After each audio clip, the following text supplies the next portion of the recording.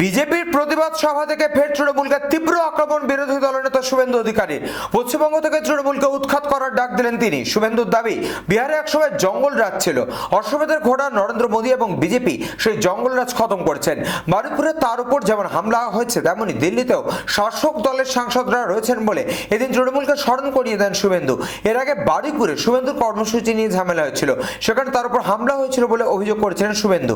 এরপর কলকাতা হাইকোর্টের অনুমতি নিয়ে বৃহস্পতিবার বারুইপুরে এসপি অফিসের বাইরে প্রতিবাদ সভা করেন শুভেন্দু, আর সেখান থেকে তৃণমূলকে আক্রমণ করেন তিনি।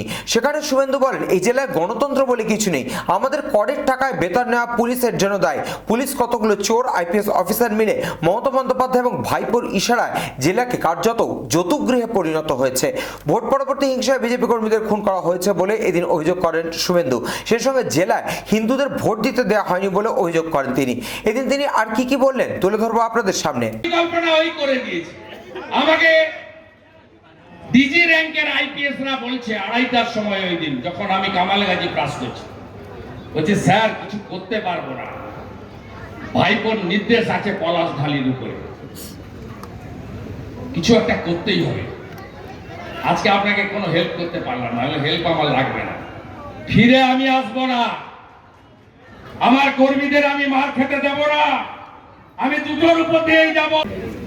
आयुष्मान भारत दिल्ली से तो चालू हो गया है, अभी बंगाल बाकी है, अभी हो जाएगा, अगले साल बंगाल में भी हो जाएगा। কি করে হবে?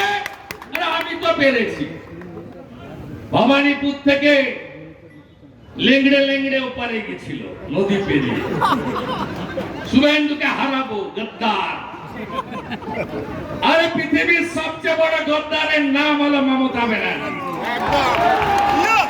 98 সালে ফাউ ফাউ করে ঘুরতেন অটলজি, ভারত রত্ন, আমাদের সম্পদ আশ্রয় দিয়েছিল, নইলে তো রাস্তায় ঘুরছিলেন।